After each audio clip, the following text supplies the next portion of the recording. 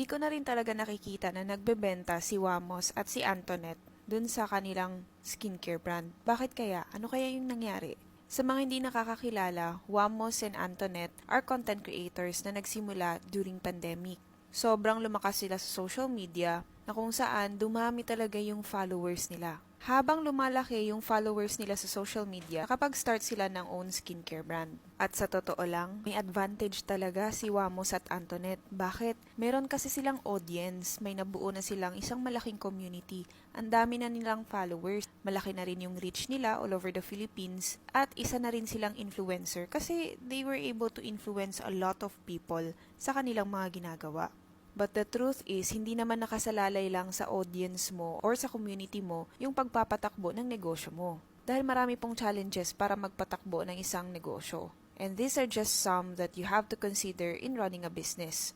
Marketing, sales, branding, finance, accounting, HR, technology, and of course, isa sa mga dahilan kung bakit hindi lahat nagsiscale ang business ay dahil hindi maayos yung operations. Part na ng operations yung sistema.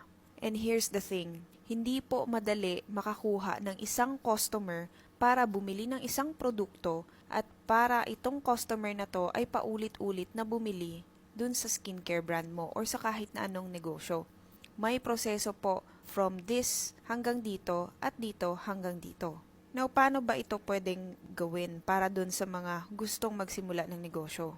First, you have to know how to generate your leads. Anong ibig sabihin ng leads? Ito yung mga possible na cold customers mo, mga hindi mo kilala.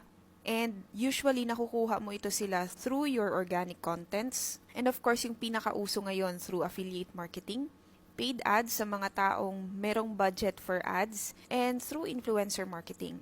And once na nakuha mo na itong mga leads mo sa kahit na anong paraan, itong mga leads mo na to, kailangan mo ito mapakonvert or mapabili ng produkto mo.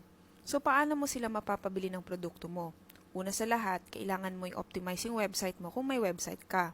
Kung wala ka naman website at meron ka lang e-commerce platforms like TikTok Shop for example, kailangan mo rin ito ayusin. Aside doon is kailangan meron kang social proof. Ito na yung mga feedback, mga videos na binibigay ng mga customers mo. Now, kapag napabili mo na yung customer mo ng isang produkto mo or kahit ilan pa yan, don't stop doon. Bakit? Ang goal mo naman ngayon is paano mapabili ulit yung customer na yon. So, dito mag-offer ka na ng mga loyalty program or rewards o kaya bundle offers na pwede mo gawin doon sa produkto mo. Madali para sa mga tao ang makakuha ng new customers, pero ang pinakamahirap ay kung paano itong mga customers na to pabalik-balikin dun sa brand mo. Kaya maraming mga skincare brands, sa una lang talaga sila malakas. Puro hype, puro doon lang talaga sa influencers, sa affiliates, then wala nang mga repeat buyers. And the truth is, nahihirapan talaga sila mag-scale. Kaya siguro kung ako yung nasa sitwasyon ni Wamos at ni Antoinette, I would focus on building my strong team and hiring experts. In that way, silang dalawa ay pwedeng maging content creators lamang. Ipagpatuloy kung ano yung talagang ginagawa nila at kung saan sila mas magaling.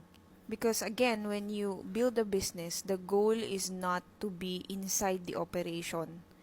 Because one day, as a founder, you need to have people who will be working for you. With that, your business can work even without you. Pero hindi madali gumawa ng skincare brand or mag-maintain or magpatakbo ng isang kumpanya. So if you wanna learn more about this, kung paano patakbuhin ang isang e-commerce business dito sa Philippines, follow me for more. Bye!